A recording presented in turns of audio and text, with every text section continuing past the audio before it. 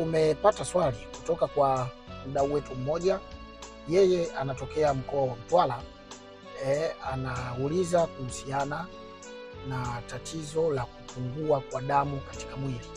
Anasema ana ndugu yake sasa wiki ya pili yuko hospitali. Kila wanapompima madaktari wanakuta damu imepungua, wanamuongeza lakini wakimpima damu inapungua, lakini wanamuongeza namna hiyo, wanamrudisha nyumbani, wakikaa damu inapungua, wanampeleka tena hospitali, wanamuongeza damu. Hii sasa ni wiki ya pili. Sasa anauliza ni kitu gani wafanye ili kuweza kuongeza hii damu na kuicontrol. Asante ndugu yetu kutokea Mtwara, naona jina lako umeliweka kwenye mabano. Asante sana kwa swali lako. Ndiyo, hilo ni miongoni mwa matatizo ambayo yanawasumbua watu wengi sana. Kuna wakati mwili unakuwa na mistake fulani na unaleta hiyo shida.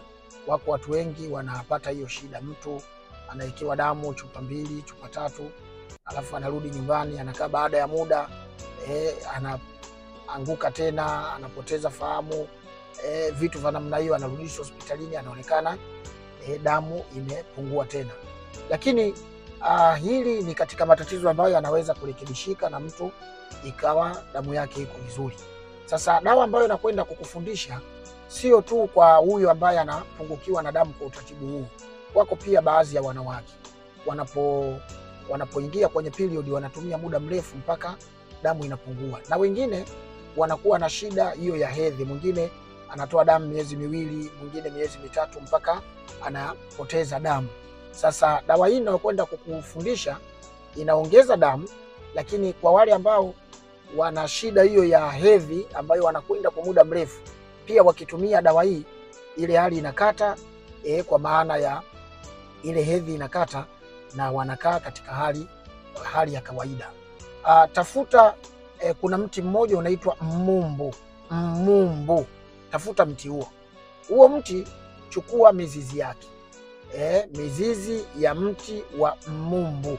Unachotakiwa kufanya ni kuchemsha hii mizizi. Ukipata mizizi yenye ujazo wa robo kilo, unachemsha katika maji ya lita 3.5. Mizizi hii ya mmumbu chemsha katika maji lita 3.5. Hakikisha robo imeishia jikoni, alafu imebaki ile lita 3.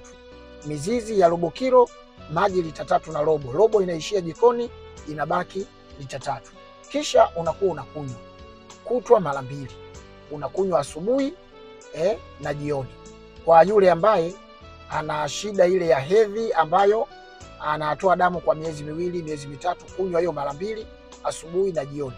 Na yule ambaye mwili wake unakausha tu damu bila sababu yoyote ya msingi, unakuwa unakausha damu kwa mistake zenyewe za mwili, wewe utakunywa kutwa mara 3.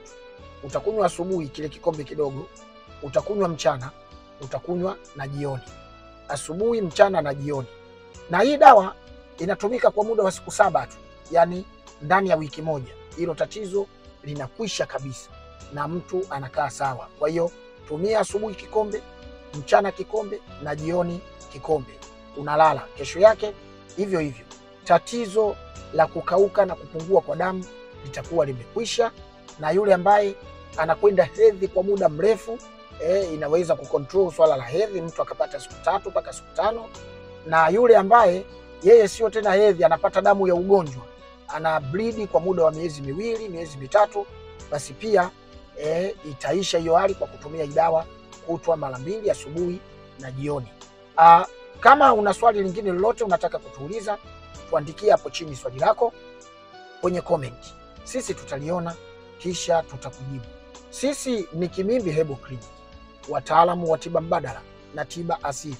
Tunatibu magonjwa mbalimbali ya kibiolojia kwa tiba pamoja na ushauri. Karibu sana kwenye kliniki yetu. Karibu.